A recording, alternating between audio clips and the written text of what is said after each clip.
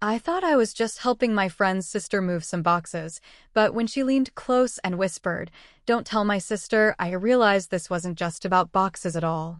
I didn't think much of it at first. My friend had texted me the night before, asking if I could help his sister move a few boxes into her new apartment. I said yes without hesitation, partly because I didn't have an excuse, partly because it felt like the right thing to do. When I walked up the narrow flight of stairs to her door the next morning, I still thought it was just going to be another chore. But the moment she opened the door, the air shifted. She wasn't dressed up, just in simple jeans and a loose shirt, her hair pulled back. And yet, there was a kind of elegance in the way she carried herself. A quiet grace that didn't need effort. For a second, I caught myself staring, not because she looked perfect, but because she looked real. A little flushed from lifting things, a strand of hair falling loose against her cheek. "Thanks for coming," she said, her voice warm, but carrying that subtle tiredness of someone who'd been managing too much on her own. I nodded, suddenly aware of how young I probably seemed standing in her doorway. Inside, the place smelled faintly of fresh paint and cardboard.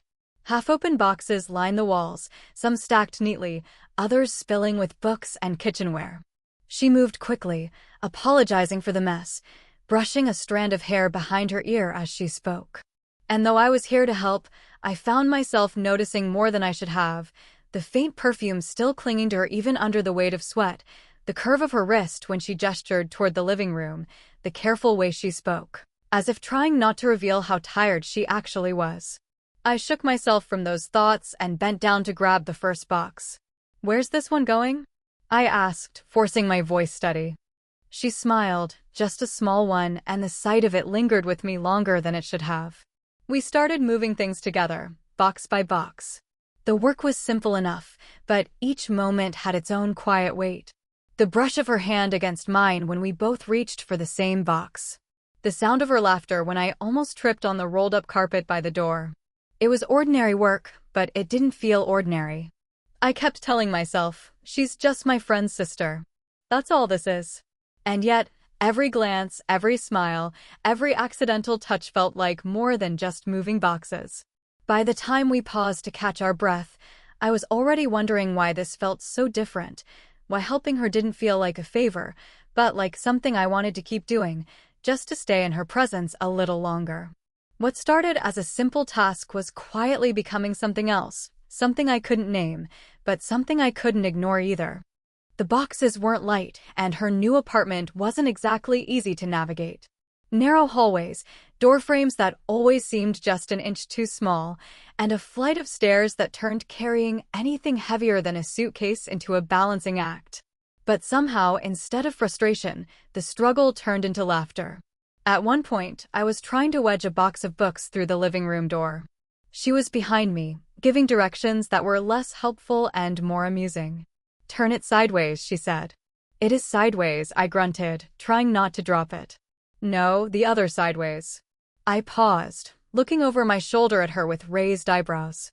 She covered her mouth, already laughing. And for a moment, I couldn't help but laugh too, even though my arms were burning. The sound of her laughter filled the room, rich, unguarded, the kind of laugh that makes you want to keep earning it. When she stepped forward to help, our hands brushed as we both grabbed the corner of the box. It was nothing, really. Just skin against skin. But the touch lingered in my head long after we set the box down. We kept working, box after box. Sometimes we'd bump into each other in the hallway, shoulders brushing. Once, I reached out instinctively to steady her when she slipped slightly on the last stair, my hand catching the curve of her arm. She looked up at me then, her lips parted like she wanted to say something, but she only gave a quick smile before moving on. And I kept telling myself, don't read into it. She's just being polite. This is just helping her move. But my heart wasn't listening. There was a rhythm building between us. A kind of unspoken teamwork.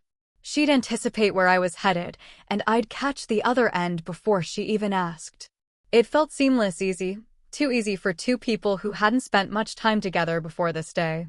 During a quick break, she leaned against the wall, brushing her hair back with the back of her hand. A strand stuck to her cheek, and without thinking, I almost reached out to tuck it behind her ear. I stopped myself in time, but the thought lingered, heavy and insistent. Instead, I said, "You've got way too many books." She smiled, shaking her head. "They're not mine. Most of them are my sister's." I just held on to them. Her voice softened at the mention, almost tender, and I noticed the way her eyes drifted for a moment, as if caught in a memory. It struck me then, beneath her confidence, there was something else. A quiet weariness, maybe even loneliness, hidden under her laughter. I didn't ask about it, but I noticed it. And noticing her, really seeing her, felt like crossing some invisible line. We picked up the next box, and she laughed again when I pretended to stumble under the weight. But behind her laughter, I couldn't shake the feeling that something was changing, that we were no longer just two people moving things, but two people moving closer, without ever meaning to. After a couple of hours, we finally set the last heavy box down in the corner of the living room. My shirt clung to me with sweat, and I could see she was just as tired. She leaned against the wall, one hand pressed to her forehead, her chest rising and falling as she caught her breath. "Water?" she asked, her voice carrying that husky edge of exhaustion. I nodded, grateful, and followed her into the kitchen. The place was still half unpacked. Plates stacked on the counter, utensils in a shoebox, glasses wrapped in newspaper. She moved quickly, pulling things aside with that mix of determination and distraction, like she was trying to keep busy while hiding how tired she really was. I stood in the doorway, watching her. The light from the window hit her profile, catching the curve of her cheekbone, the slight sheen of sweat on her temple. She wasn't dressed up, she wasn't trying, but that made her beauty feel all the more undeniable. She reached up to the cabinet, stretching slightly, her shirt lifting just enough to show the smallest glimpse of skin. I caught my breath, looked away, but too late.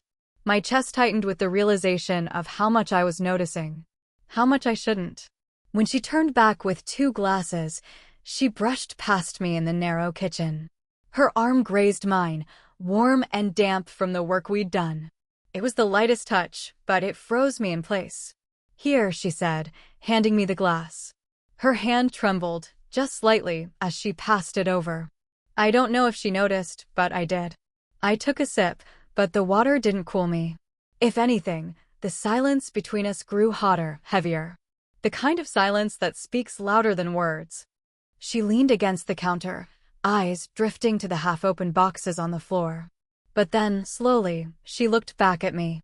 And for a moment, neither of us said anything. Her gaze held mine, steady and searching. Not playful, not casual. Just honest. The kind of look that strips away all the polite barriers we normally hide behind. I felt my pulse in my throat. The hum of the refrigerator, the muffled noise of the street outside, everything faded. All I could hear was the soft rhythm of her breathing. I thought about saying something. A joke, maybe. Something to break the tension. But no words came. And yet, it didn't feel like silence needed to be broken.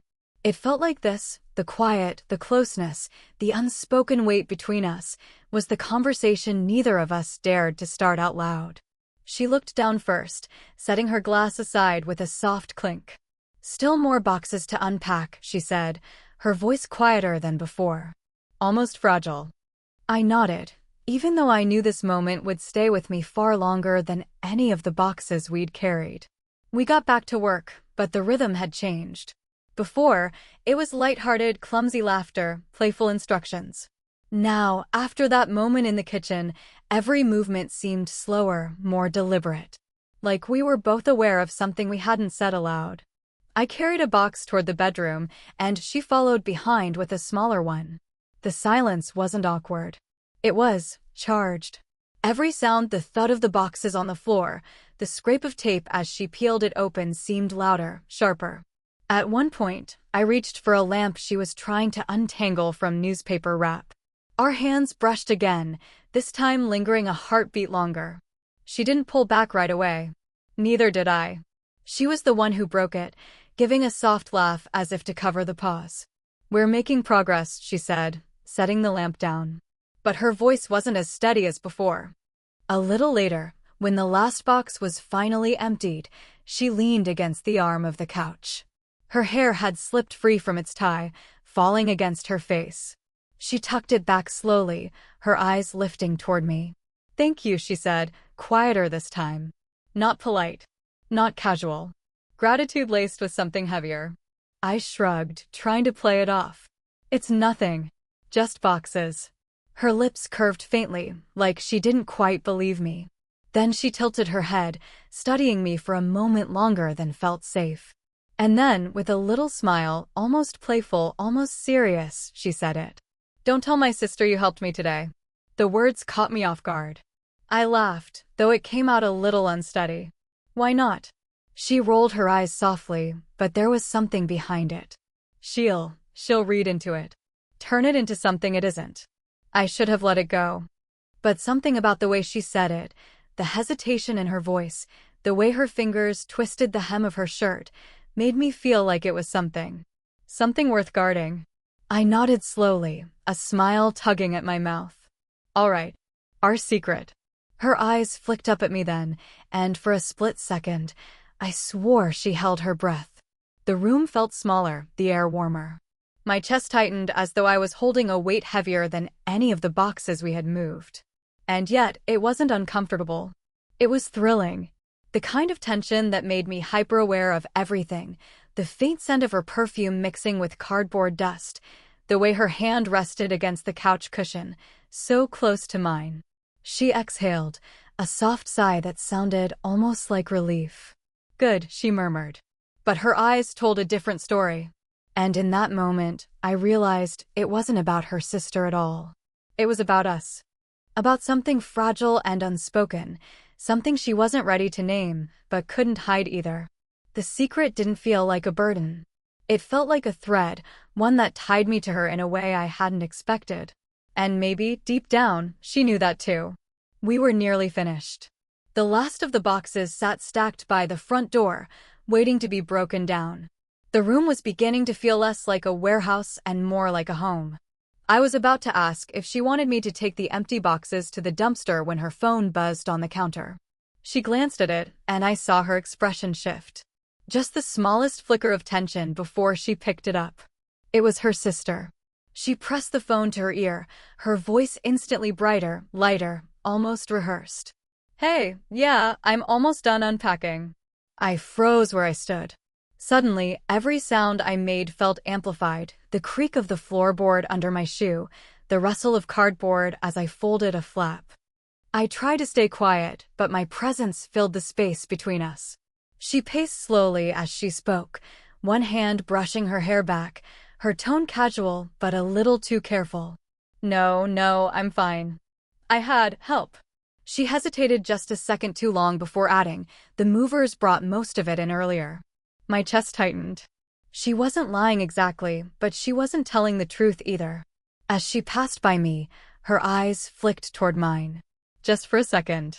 A quick glance that held 100 unspoken things, apology, warning, and something else, a quiet plea not to move, not to speak, not to give us away. I stayed still, holding the half-folded box in my hands. My pulse was louder than her voice. Her sister must have said something teasing, because she gave a quick laugh, sharp, a little forced. "No, I don't need anyone looking after me. I can handle myself." But even as she said it, her fingers tightened around the edge of the counter, as though she needed the grounding. The call dragged on longer than I expected.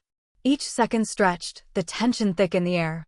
I found myself studying her, the way her composure seemed flawless from the outside, but her body betrayed her in small ways, the way her shoulders stiffened, the way her voice softened each time her sister's name slipped into the conversation. Finally, she ended the call with a quick, "All right, talk soon," and set the phone down. Silence flooded back into the room. She exhaled, leaning against the counter, one hand pressed flat to the surface as though steadying herself. Then her eyes lifted to mine. For a moment, neither of us said anything. The unspoken truth lingered. She had chosen not to mention me. Not to mention us. "Sorry," she murmured, almost under her breath. "She asks too many questions." I gave a small nod, pretending to shrug it off, but inside, something twisted. Not in a painful way, more like a realization. The secrecy wasn't just a joke anymore. It was real. And, oddly, it bound us tighter. Because in that instant, I knew she wasn't just protecting herself from her sister's curiosity. She was protecting this. Whatever it was growing between us, fragile and uncertain, she wanted to keep it safe. And so did I. By the time we broke down the last of the boxes, the sun had dipped lower in the sky, spilling soft light through the blinds. The apartment looked less like a jumble of cardboard and more like a place someone could live in. I brushed my hands together, dust clinging to my palms, and said, half joking, "Well, that's the last of it. You're officially moved in." She gave a tired smile, leaning against the doorway. "I couldn't have done it without you." Her voice was softer than it had been all day, almost carrying something unspoken behind the words. I shrugged, trying to keep it casual. "Happy to help." But it didn't feel casual. Not anymore. She walked me toward the front door. The space between us seemed to shrink with every step. The air was quiet, no more tape ripping, no more cardboard shifting. Just the muted hum of the street outside and the sound of her breathing, steady but faint. At the door, she stopped. For a moment, she didn't reach for the handle. She just stood there, facing me, her hand resting lightly against the frame. "Really," she said again, her eyes meeting mine. "You've been kinder than you know." The way she said it, low, almost fragile, made something inside me tighten. My throat felt dry. I wanted to tell her that it wasn't kindness. That I wanted to be there. That I'd carry every box in the city if it meant being in her presence a little longer. But I couldn't say it. Not out loud. She shifted slightly, close enough that I could feel the faint warmth of her shoulder brushing mine. Her hand twitched, just barely, as if she'd thought about reaching for me, but stopped herself at the last second. That tiny hesitation said more than words ever could. I looked at her then, really looked at her, the tired curve of her smile, the way her hair had come loose around her face, the faint crease of vulnerability in her brow. She wasn't untouchable or distant in this moment. She was real. And I wanted nothing more than to close the small gap between us. Instead, I forced a small laugh, breaking the silence. "Guess I should let you rest." Her lips parted like she might answer, but the words didn't come. She only nodded slowly, her eyes lingering on mine for a heartbeat too long. And when I finally turned to leave, I felt her gaze follow me, as heavy as a hand resting against my back. On the other side of the door, I exhaled a breath I didn't realize I'd been holding. The goodbye should have been simple. Just a thank you, just a door closing behind me. But it wasn't. It was a pause stretched thin, a hesitation that spoke louder than any confession.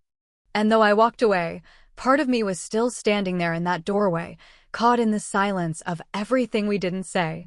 The evening air felt cooler when I stepped outside, but it didn't calm the warmth still pulsing in my chest. I walked slowly down the narrow stairwell, my footsteps echoing faintly against the walls, as though each step wanted to delay the moment I'd have to leave her behind. Helping someone move should have been simple. A favor, a day's worth of lifting and unpacking. Nothing more. But as I reached the street, I knew that wasn't what this day had been. Her words echoed in my head, soft but unforgettable. "Don't tell my sister." At first, it had sounded playful, like something tossed out to keep things light. But the longer I thought about it, the heavier it felt. Not because it was a burden, but because it carried meaning. A secret. A thread spun between the two of us. I replayed the moments over in my mind, the laughter in the hallway, the brush of her hand in the kitchen, the quiet way she had stood so close at the doorway, almost reaching for me. None of it had been said out loud, but all of it felt louder than words. And maybe that was what made it so powerful. As I walked home, I tried to make sense of it. What exactly had happened between us? Nothing anyone else would notice. No lines crossed, no promises spoken. But I knew, and she knew, that something had shifted. It wasn't about moving boxes. It wasn't about the favor. It was about the way she let me see her, past the practiced composure, past the older sister role everyone probably expected her to play. For a few hours, she had let me glimpse her softness, her quiet vulnerability. And in return, I had given her something too. Not just strength to lift the heavy things, but presence. Someone to laugh with when things felt clumsy. Someone who didn't need her to be untouchable. That secret, our secret, became something worth keeping, not because we had done anything wrong, but because it was ours. A shared silence, a private understanding that didn't belong to anyone else. I didn't know if I would see her again like that. Maybe it would end here, a single day folded into memory. Or maybe this was only the beginning of something neither of us dared to name. But what I did know was that I carried her with me now. Not just the image of her smile, or the sound of her laughter, but the weight of that unspoken bond.